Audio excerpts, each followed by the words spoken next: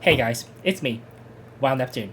No cam right now. I actually recorded this a little bit before, but it turns out that for whatever reason, my audio did not pick up. So I actually had to kind of re-record this. So that's why there's no cam right now. Anyway, I'm talking about the dev note that just came out.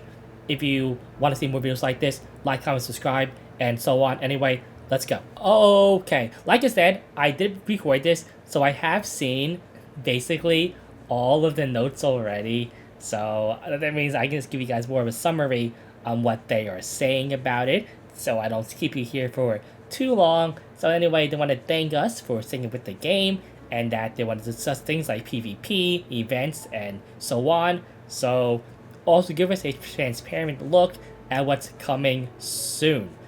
So hopefully they are good things.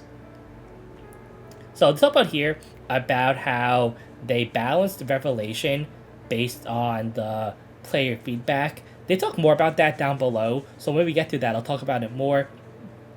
But it also says that it gave us the more unintended consequences that they had to correct to, like bloodbath. So, time sync stuff here. So they want to preserve the health of the early game autoing, and I like they say a lot of words here. Like, I don't know.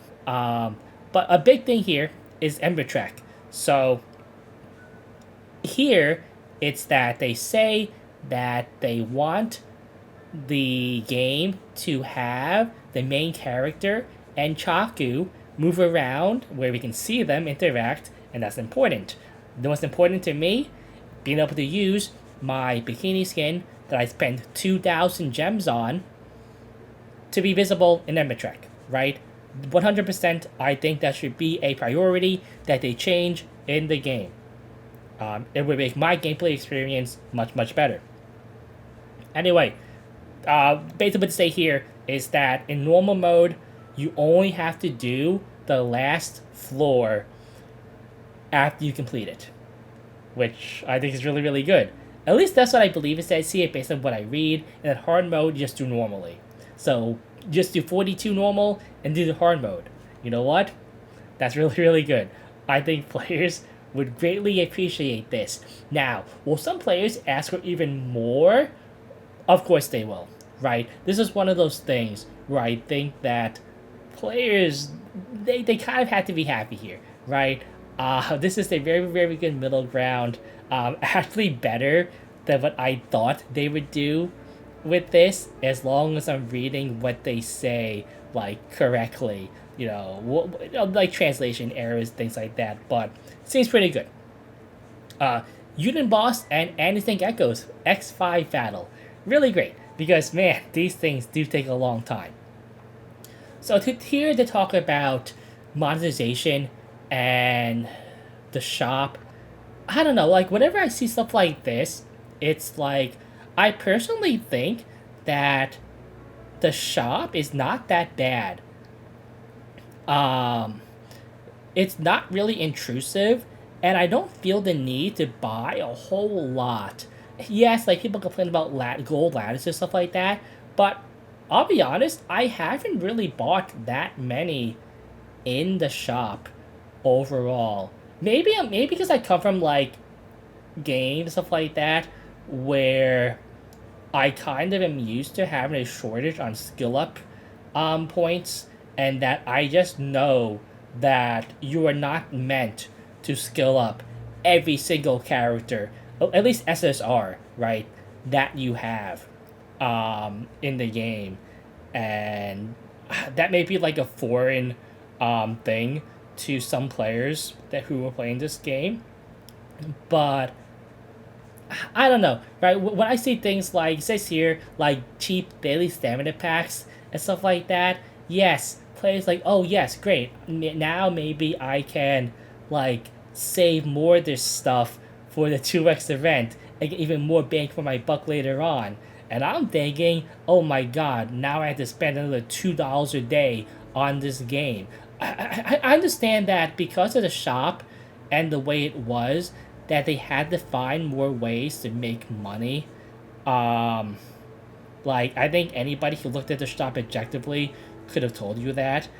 But I'll leave my opinion, like my full judgment on this, until I actually see some of the changes that they actually do. Anime skins. A few unique ones are already in the works. Hopefully, they are summer skins. I'd be okay with wedding skins too. So, this is the big one, RTA and meta. So, they talk about how they nerfed Rev based on feedback from players, and they specifically say low level ranks of RTA, which I'm not saying that lower ranks don't matter. Like right now, I'm probably sitting in the lower ranks because I don't really do a lot of RTA. Well, I haven't this season. Uh, but I have played other games, and I have been like highly ranked in other games. And I don't know, right? Do you like bounce around the top, or do you bounce around like the masses? It's hard to say, right? Because the people at the top, they play like a different game than the rest of the player base, basically. Like their pocket metas definitely exist in games like this, and in like all competitive games.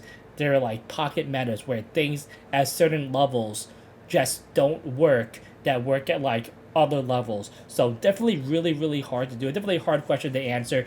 A question that I myself have flip flopped on what I think should happen. Um, so I don't know. It says here too that there've been unintended consequences like the Bruiser meta being dominant, like it says it right here. And was it? I don't know. Was it unexpected? Because I think if they actually did a little more research here, that even like me, who only did like a cursory amount of RTA, would have told you that the Bruiser meta would be a thing if Revelation was nerfed, and that was it, right? This is one of those things because like lower level players, they at the time were not able to farm Bloodbath. Like a lot of players weren't, right? Like it was kind of out of reach for a lot of players, and now that it is relatively available to like a lot of players who play in the game now, we're definitely seeing like it pop up a lot more often. Now, what they should do about this, I don't know. Like, because here's the thing though, right?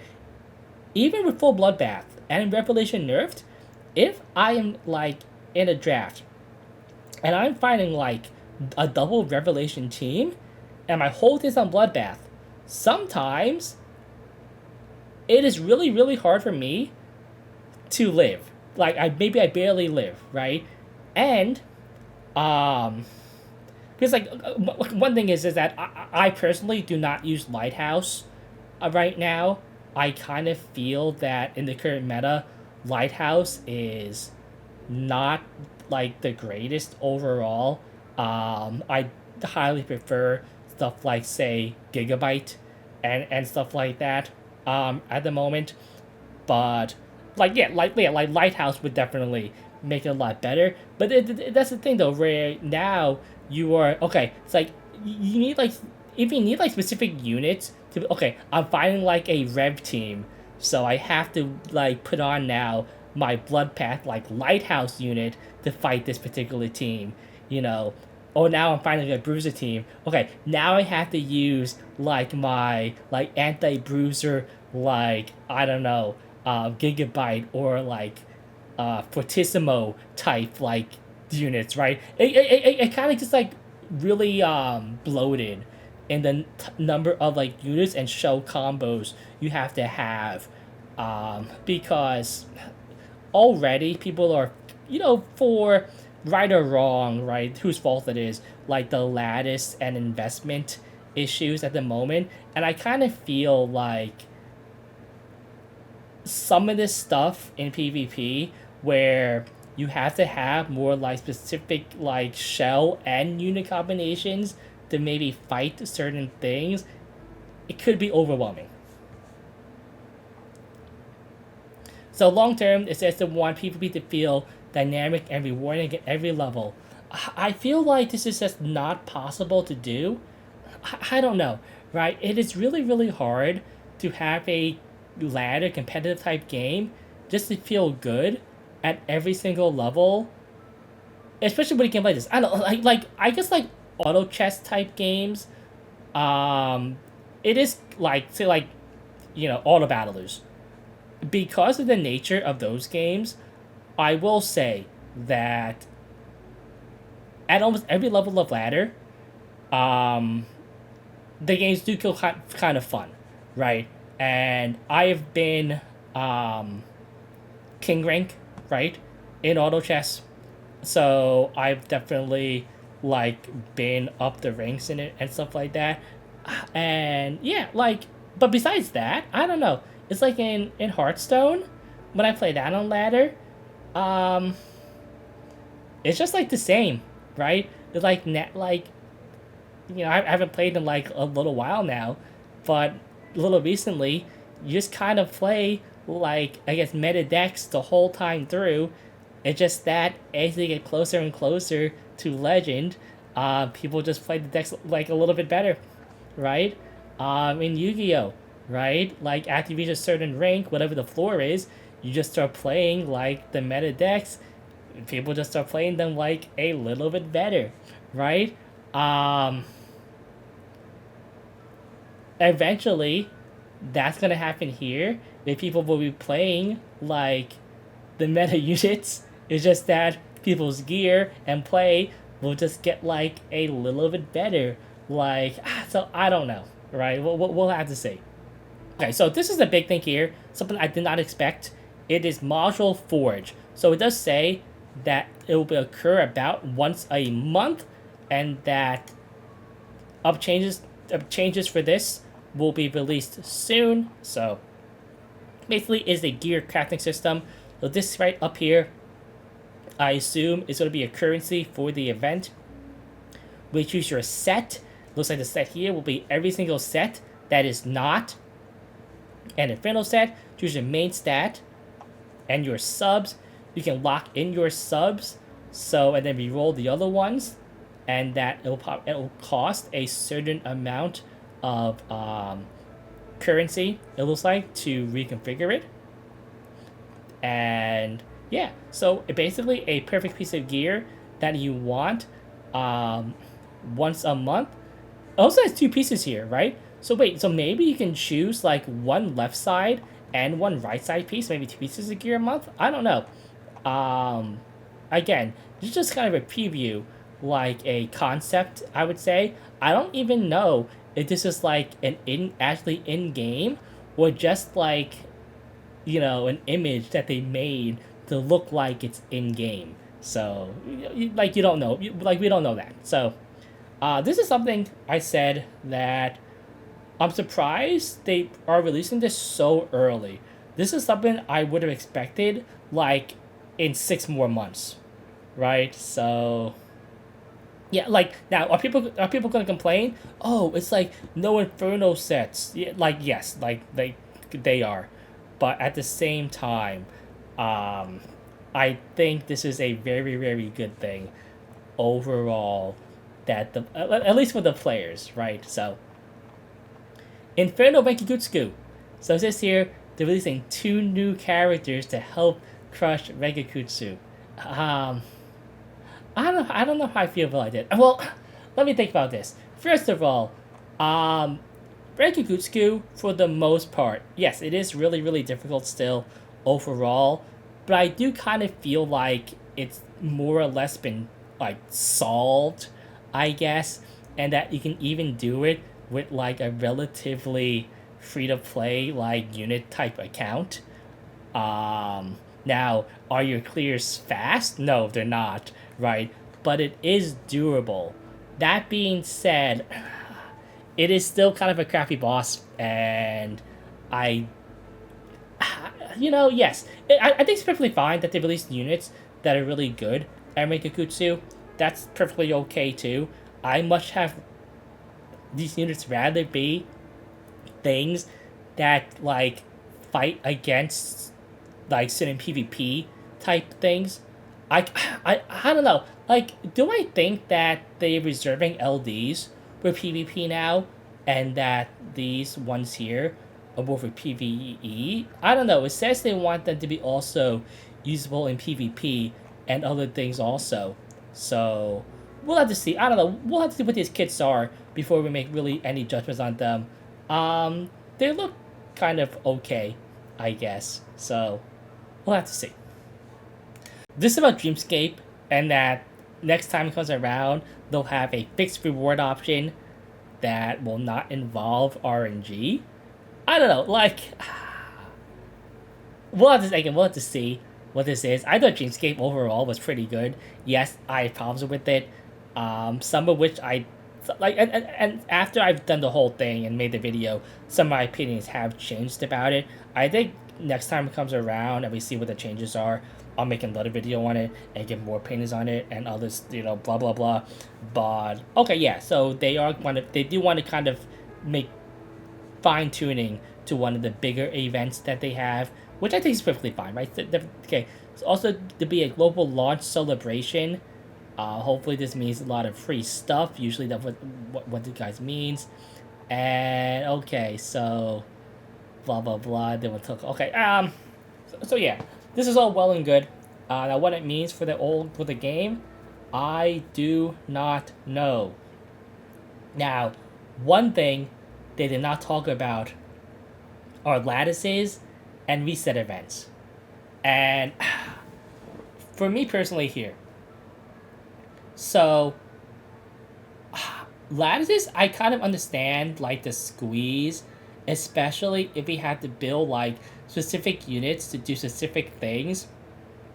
And if they need lattices, right? Well, like, you want to be efficient and do all this stuff the game wants you to do, but you can't because you can't build your characters. That I totally understand, right? At the same time, too, though, right now, I feel like I'm not, like, dying for more lattices. Yes, like, would they help me? Yes, with more lattices allow me to build, like, say, Holden, right? Tiamat, right? And so on. Of course they would, right? Like, I'm not saying that having access to more characters would not greatly help me in, like, my account. But I also understand that I'm not supposed to be able to build every single character in the game, right? That would kind of just be ridiculous overall. Should I be able to build more characters? I don't know. I don't have like a good like internal number of like, okay, yes, I'm playing the game for this long. I should have like this many characters. I spent like this amount of like dollar bills. I should have built like this many characters, right? I don't know what those numbers are, right? Now, in terms, though, of, like, a reset event, this is one of those things, too, where... And, personally speaking, I don't need one. I would not reset any characters on my main account, or my alt account, for that matter. I know some players would, and they want to, like, move things around or change things, but... I don't know. It's like, I think if they do a reset event, like, that they should give, like, every account that logs in during the event and does not reset a character, like, I don't know, a gold lattice, or maybe 2 gold lattice, something like that, right? Because, again, and this is totally selfish on my part, that I feel that, hey, I feel like I don't have to do anything. I feel like I have spent my lattices and planned them out, like, very methodically, and I don't want to change anything, and that, hey, I should be rewarded some way for that. Again, totally selfish, but I don't know. Anyway, those are my opinions on the notes. Overall, some good, some like a lot of nothing, if I'm honest. But some things too. right? Like this like module 4 and stuff like that looks pretty good. Anyway, um hopefully you enjoyed this. Like I said, I want to see more news and more gameplay, stuff like that, and like and all that good stuff. Like, comment, subscribe right down below. I'm Wild Neptune. It's a pretty good one. Nep out.